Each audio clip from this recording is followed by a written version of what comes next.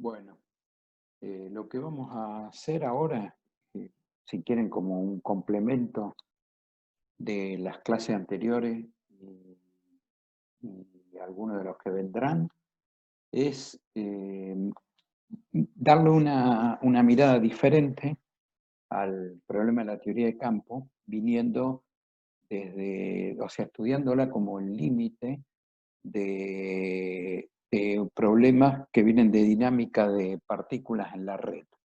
El objetivo, o sea, los objetivos van a ser dos. Uno es,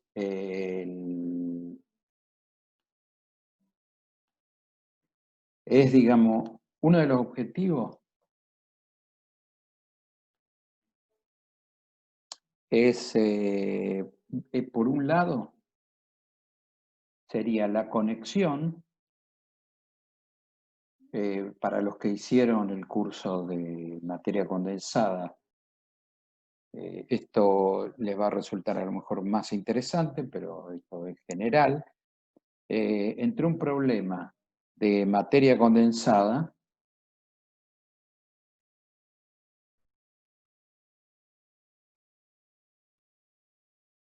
muy ampulosamente, porque este es un problema muy simple, un problema en realidad de dinámica de la red, y un problema de teoría de campos. Pero algunas de las ideas son generalizables después a otras cuestiones de la conexión en teoría de campos y materia condensada. Esto sería, digamos, el punto de vista de ver que la teoría de campo no solamente se aplica a problemas de interacciones fundamentales o a partículas, sino que también tiene un campo de aplicación en la materia condensada. Y el otro, que en el que más nos va a interesar por ahora, es tener una herramienta alternativa para plantear la teoría de campo viniendo desde el discreto, o sea, la relación teoría de campo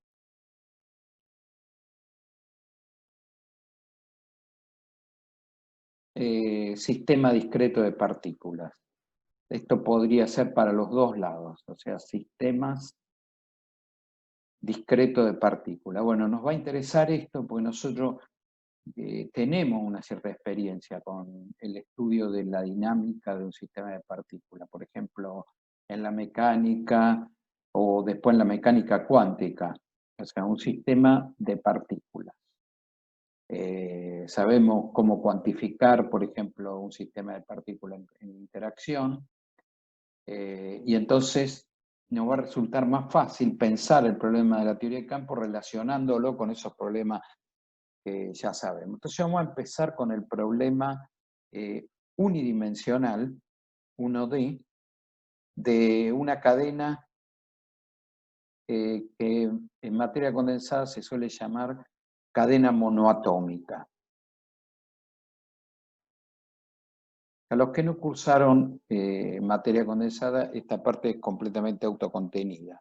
Entonces, una cadena monoatómica no es otra cosa que un sistema de partículas de masa m que están ubicados en cierto sitio de una red, o sea, estas partículas tienen masa m, están en sitios i, este es igual 1, igual 2, y están conectados por ciertos resortes de constante k. De forma que la energía potencial de este sistema, que depende de los desplazamientos, y por conveniencia los desplazamientos los vamos a llamar, en vez de U sub I, como en materia condensada, phi I. Entonces, esto va a ser un medio de K por phi I más 1 menos phi I, donde phi no es otra cosa que la posición de la partícula en un cierto instante de tiempo, que ahora no lo puse. De forma que el lagrangiano del sistema total se escribe como la suma I, acá me falta también la suma, I de igual 1 a n, el número de partículas, de la energía cinética, entonces acá I igual 1 a n de la energía cinética, que es un medio de la masa de las partículas por la derivada respecto al tiempo, al cuadrado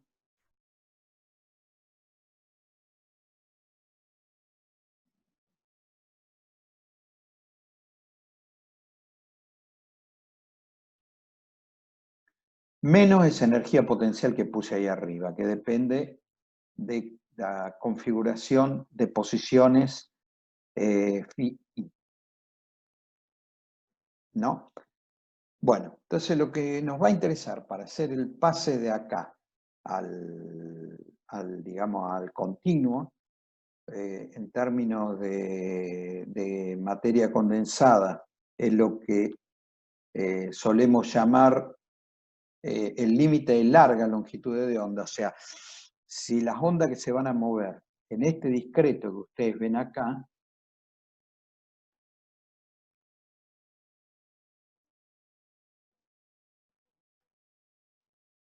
si las ondas que se van a mover en esta cadenita, en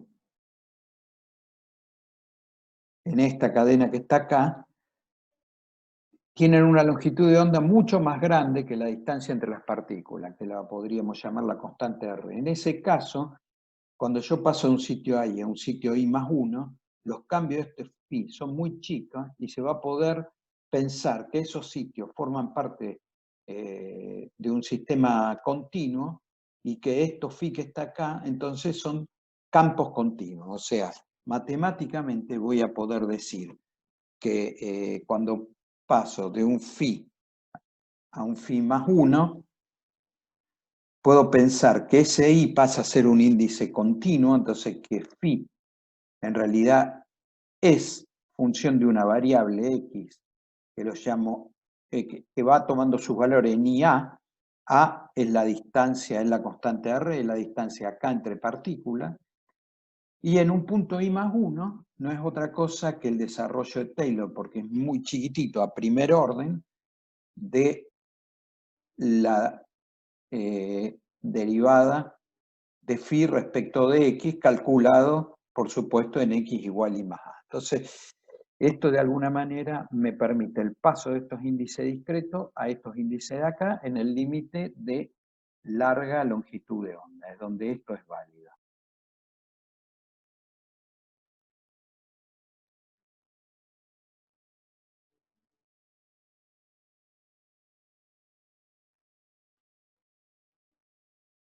Bueno, entonces, si ahora el lagrangiano que yo tenía escrito en el discreto lo quiero pasar a estas variables de campo en el continuo, voy a tener que hacer algo, o me va a ser conveniente tomar algunas definiciones. Primero, lo que vimos recién era que esta phi i, que depende de t, ahora va a pasar a ser un campo phi que depende de x, la posición, y del tiempo. Fíjense cómo se conectan índices acá con una variable en el continuo. Esto también nos sirve después para aclarar en teoría de campo qué es lo que significa ese x, la posición, y después va a ser el cuadrivector posición, que va a contener las tres componentes espaciales y el tiempo. Es como una etiqueta, digamos, que me va dando el lugar donde toma valores de estos campos que están acá.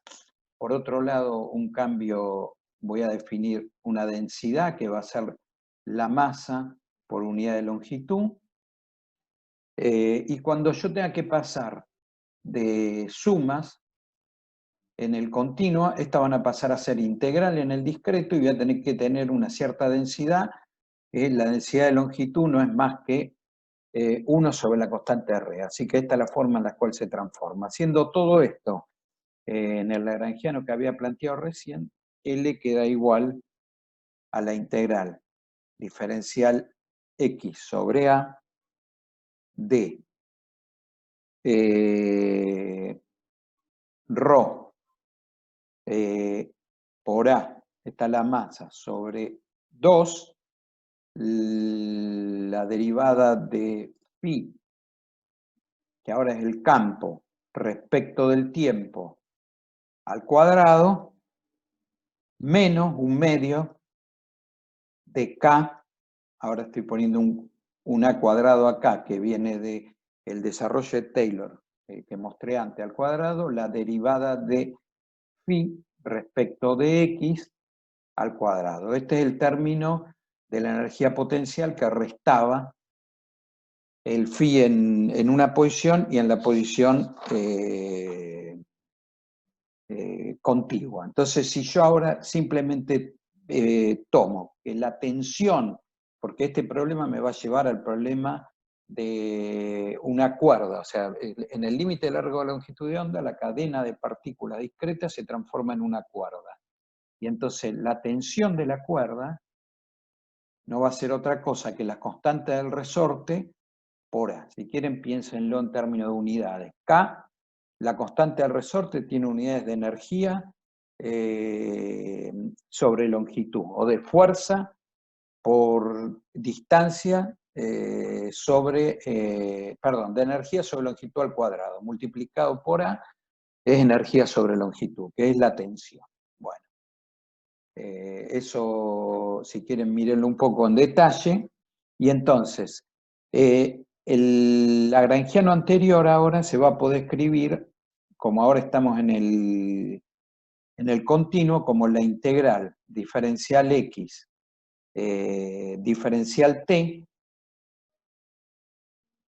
acá diferencial x, diferencial t de una cierta densidad lagrangiana, acá ya estoy haciendo contacto con lo que veníamos viendo para teoría de campo, y esta depende de la derivada respecto del t del campo y de la derivada respecto de x del campo.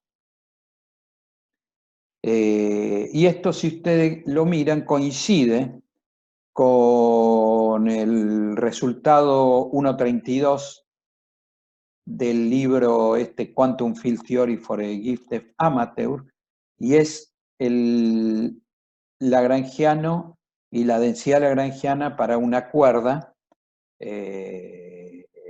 para el desplazamiento de ondas en una cuerda. O sea, coincide para esto, para la cuerda. O sea, lo que hicimos hasta ahora fue, con estas transformaciones, esto acá debería haber puesto T,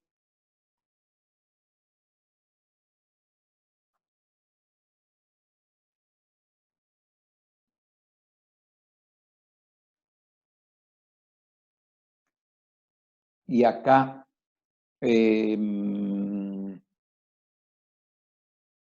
o sea, esto hubiera sido entonces T por A. O sea, ahí decía K A sobre 4, esto es T por A. Entonces, distribuyendo acá, este es el lagrangiano de la cuerda, y la densidad lagrangiana, distribuyendo, es lo que está ahí adentro. O sea, es la densidad lagrangiana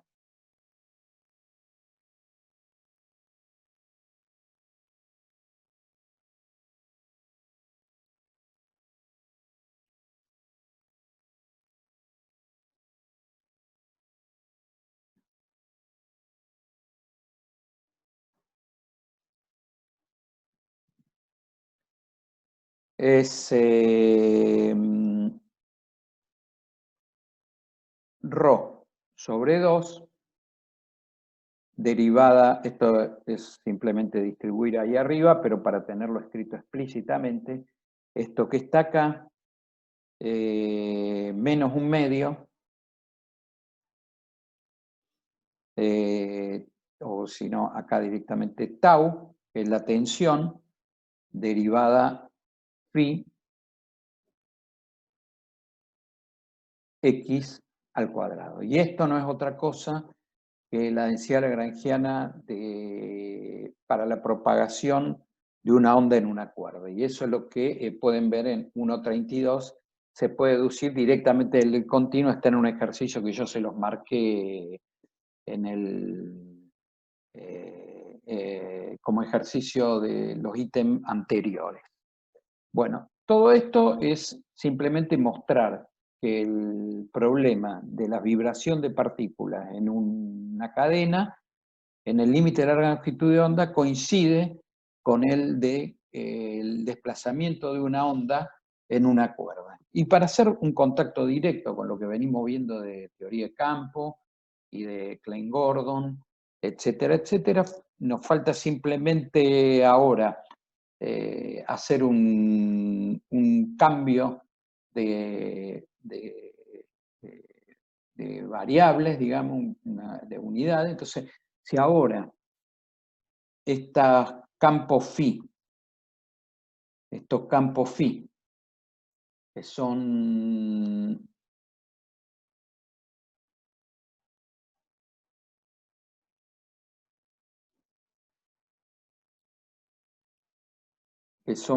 función de x y de t, le cambio simplemente, lo defino como un phi, o si quieren un phi prima, dividido la raíz de la densidad. Entonces la densidad lagrangiana, esa que está ahí,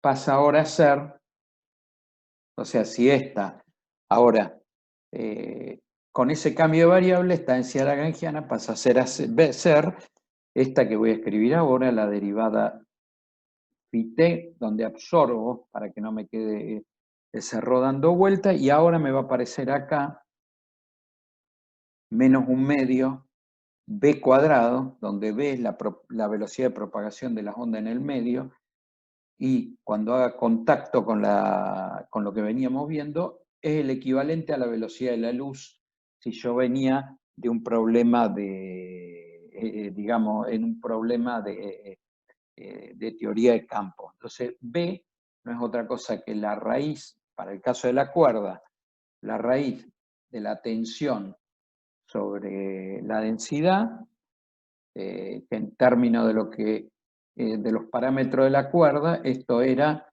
de los parámetros de la cadena, esto era K a cuadrado, y esto era M sobre A.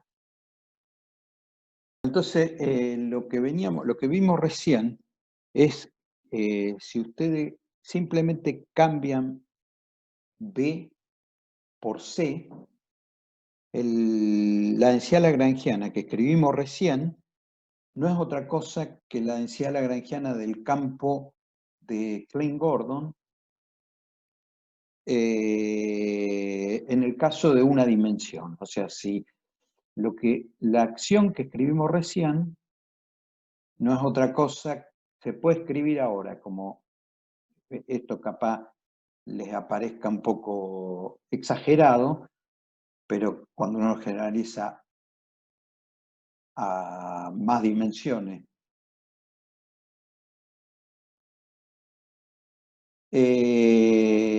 perdón, la densidad lagrangiana se puede escribir de esta forma que está acá, con, digamos, habiendo puesto, habiendo reemplazado B por C y poniendo C igual 1 y pasando a la notación covariante. Esto es cuando mu solo puede tomar valores 0, 1, o sea, estamos en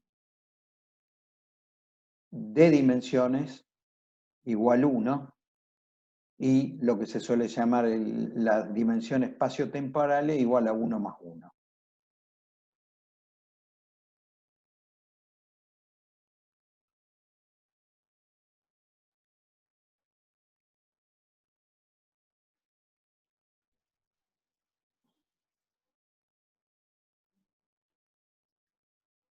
Bueno, si ahora pasamos al problema de dos dimensiones, ahora vamos a 2D,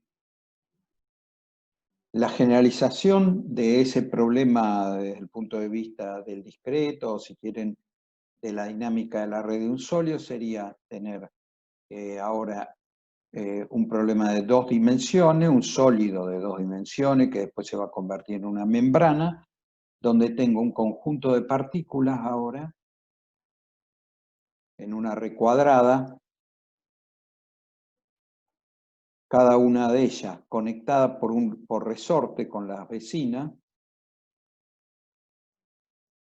y que se mueven en forma perpendicular al plano. De ahí viene el nombre ese colchón, que se lo saqué de sí. Entonces estas partículas se mueven en esta dirección. Ahora el desplazamiento se va a escribir como una cantidad que vamos a llamar U y J, donde I es la posición o la etiqueta X de la partícula y J es la etiqueta en el eje Y de la partícula. Y esto es lo mismo para todos lados. O sea, esto es una red que tiene partículas para todos lados. Entonces ahora este va a ser un campo discreto por ahora, de índice IJ y dependiente del tiempo. Y el equivalente a lo anterior de una dimensión, ahora en dos dimensiones, se va a escribir como una energía potencial que depende de estos desplazamientos IJ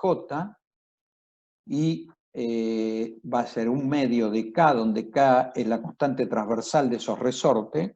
No es muy importante, pero digamos es para los que hicieron materia condensada, lo conectan con los problemas de dinámica de la red que vieron ahí.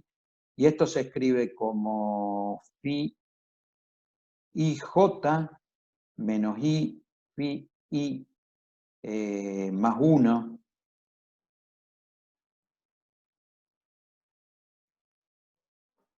J todo esto al cuadrado, más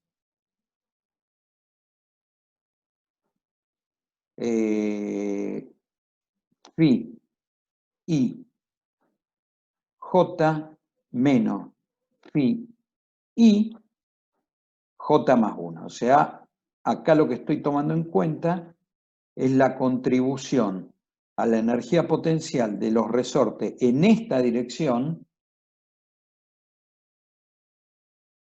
Estos resortes que están acá son este término que puse ahora, y estos resortes que están acá son el término este que yo ya había puesto.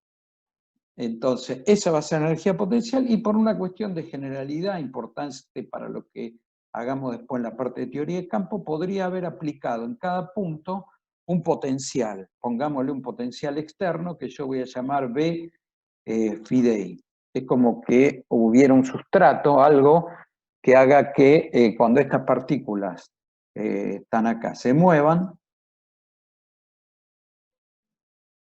cuando estas partículas que están acá se muevan, sientan un potencial en esta dirección que está acá. Pongámosle, para dibujarlo de alguna forma, que haya un potencial aplicado en esta dirección que está acá, que es eso lo que yo llamé B phi IJ.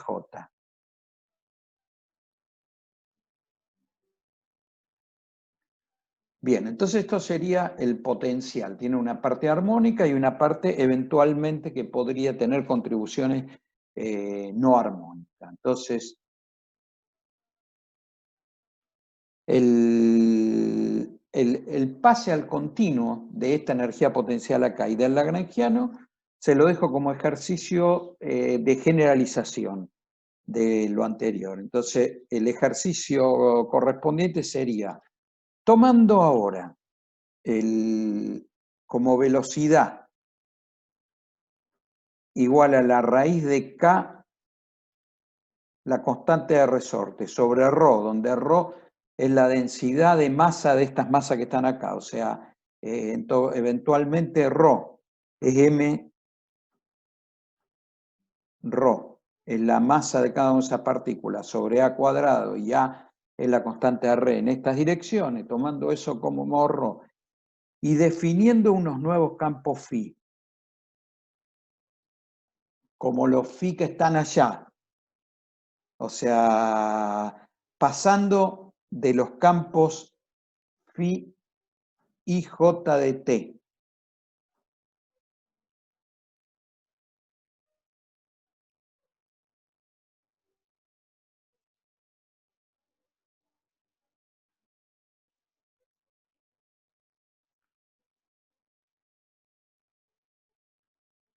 A unos phi en el continuo, que ahora son función de x, de y de t,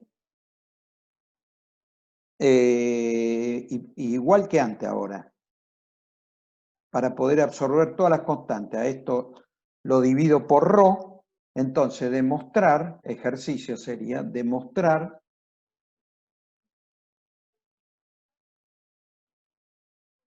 que ahora la densidad lagrangiana, haciendo esos cambios, pasando al continuo, la densidad lagrangiana de lo que ahora sería la membrana es un medio de la derivada parcial de phi respecto de t al cuadrado menos b cuadrado, o si quieren c cuadrado para después el problema de campo,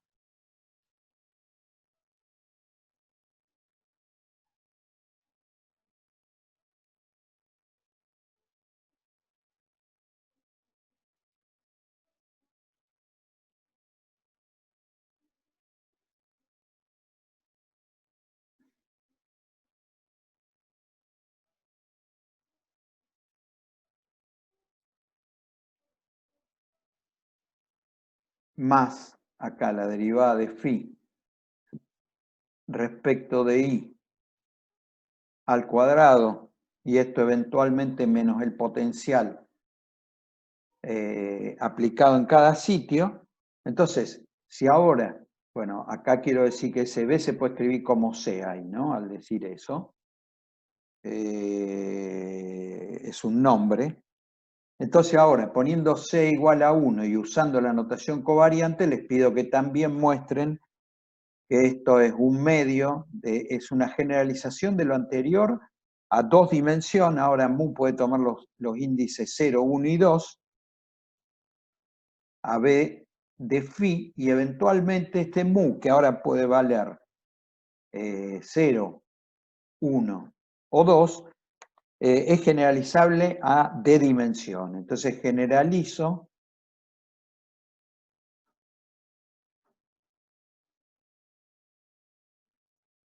a d dimensiones,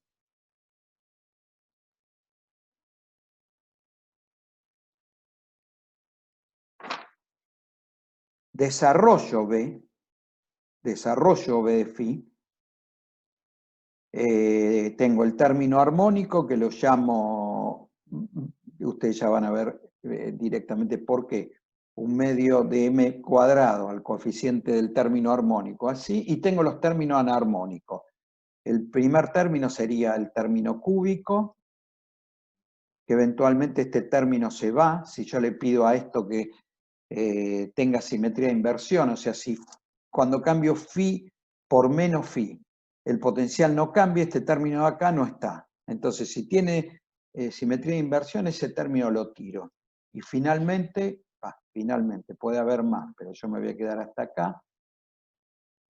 Tengo esto que está acá y términos mayores, pero me voy a quedar hasta este término que está acá. Así que finalmente la acción hasta ese orden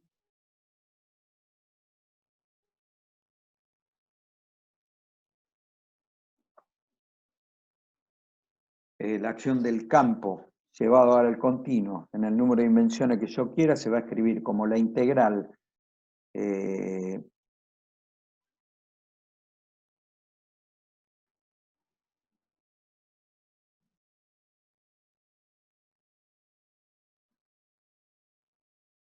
diferencial xd, donde d es el número de dimensiones espaciales más la temporal, de un medio de derivada mu,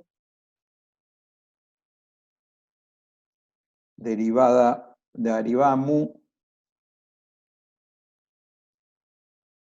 de phi, derivada mu de phi, menos m cuadrado, phi cuadrado, lambda sobre 4, si en el desarrollo del potencial me quedo hasta el orden cuártico y tiro el término cúbico, esto que está acá. Y a esto después lo vamos a empezar a llamar la teoría phi 4 y va a ser nuestra caballito de batalla para hacer la teoría de perturbación. Entonces esto que está acá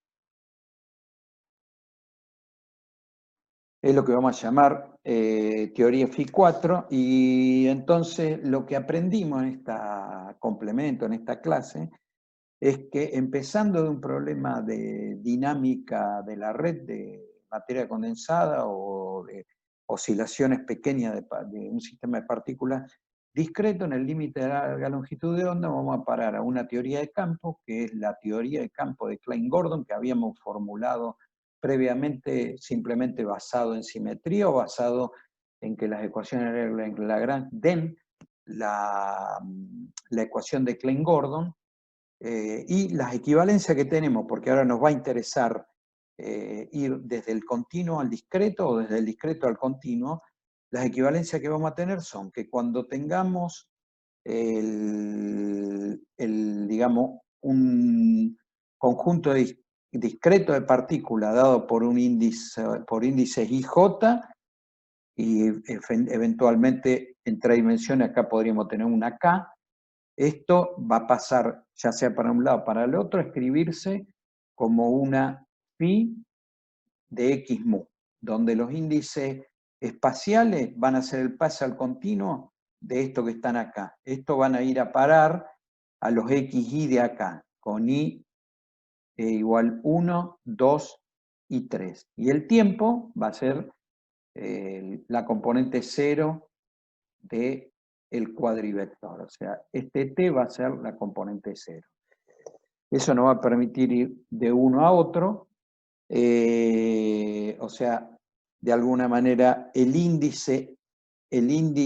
índices, acá escribo lo mismo que antes, los índices I, J y K, o índice, si quieren, un índice I vectorial, va a pasar ahora a ser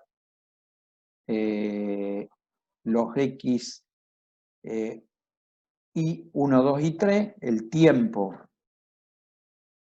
va a pasar a ser el índice X0, y la suma I, a menos de la constante A, va a pasar a ser la integral en D grandes dimensiones. Acá tenemos D, porque además tenemos la integral, digamos, en el tiempo. Bueno, eso es una tablita que es lo que en el libro de Sí, Quantum Field Theory in a Nutshell, está en la tabla 7, la tabla 6 de Sí,